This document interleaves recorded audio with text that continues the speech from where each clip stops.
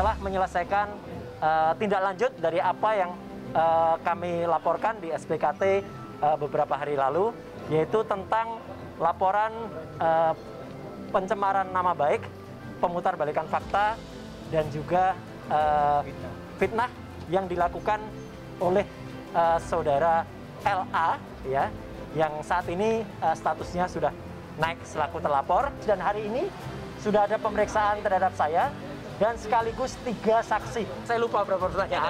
23 pertanyaan. Ya, 20, beliau 23, saya sekitar itu juga. Ya, tapi lebih kepada detail postingannya. Apa yang terjadi itu adalah sama sekali ditukar, ya, kalau seperti judul sinetron. Jadi harusnya saya yang menjadi korban penyerempetan, tapi disebut mantan Menteri RS melakukan tabrak lari.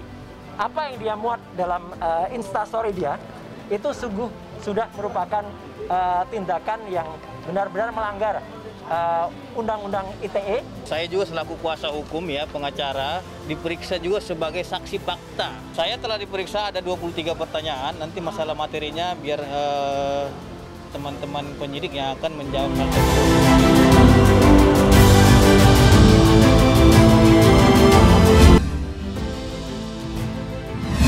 Kami pertimbangkan, ya, kami mempertimbangkan keras gugatan perdata.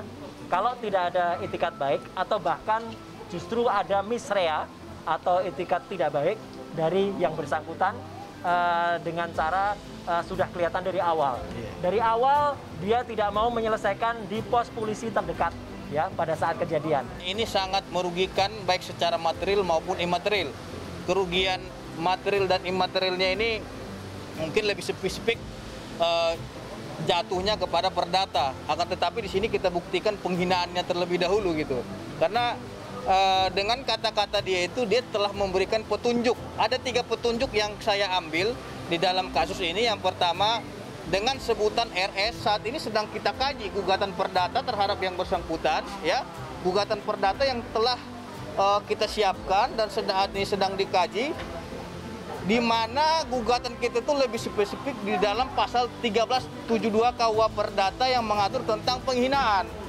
Nah, di dalam KUH Perdata telah mengatur tentang ganti kerugian penghinaan. Kerugian itu bisa dilihat dari secara material maupun imaterial. Tidak sembarangan sekarang alat bukti itu bisa diterima.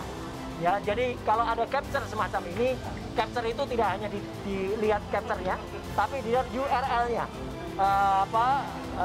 resource locator-nya, ya, itu benar apa enggak, ya, dan apakah ada yang diubah pada kata-katanya, ya, semua detail, ya, bahkan dicek juga siapa yang mengcapture, alat untuk mengcapture-nya apa. Kalau dia meminta maaf, dia justru yang paling penting dia minta maaf untuk seluruh rakyat Indonesia. Kami menunggu dari Polda Metro Jaya, ya, jadi saya tidak menentukan sendiri, ya, kita percayakan pada Polda Metro Jaya.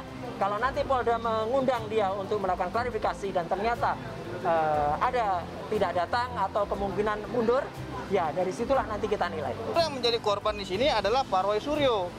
Sampai sekarang juga kan pihak Polda Metro Jaya telah berstatement bahwasannya yang bersangkutan susah dihubungi dan tidak ada melapor kalaupun ada peristiwa dia sebagai korban. Upaya mediasi telah kita sampaikan melalui media massa kepada yang bersangkutan agar bersangkutan dengan penuh iktikat baik, ya, menyelesaikan permasalahan ini.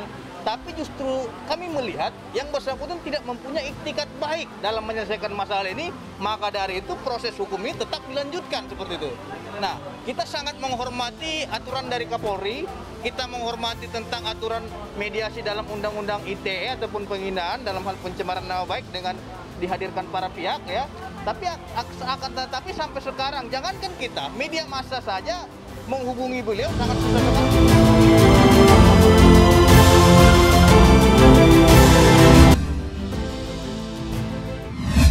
Dia justru sebenarnya menggedor kaca jendela saya, ya, kaca mobil, tapi itu menurut saya tidak saya laporkan. Jadi saya masih ada yang tidak saya laporkan, ya, karena terlalu kecil kerusakannya. Yang menyopir mobil memang bukan saya. Nah, itu. Jadi driver. Jadi makanya dia seolah-olah menarik-narik saya, mantan menteri, dan kemudian dia menuduh, bahkan terkesan karena ada beberapa pemberitaan yang menulis mantan Menteri RS tabrak lari. Itu kan kesannya adalah ada seseorang yang lewat kemudian ditabrak oleh saya dan kemudian dia posting. Padahal itu tidak sama sekali. Kita penumpang. Ya, saya penumpang, saya tidak terlibat langsung. Tapi ternyata setelah saya turun, saya pikir ada petugas polisi yang menangani, dia sudah kabur. Ya, dan marah-marah kepada semua satpam di sana. Dia sudah menghapus salah satu postingan dia.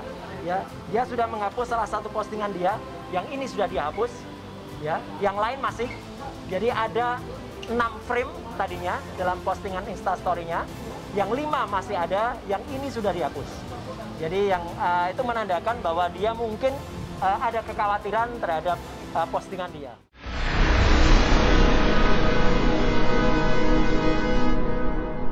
Jadi jangan lupa untuk subscribe Cumi Cumi. Ditekan ya tombol lonceng merahnya.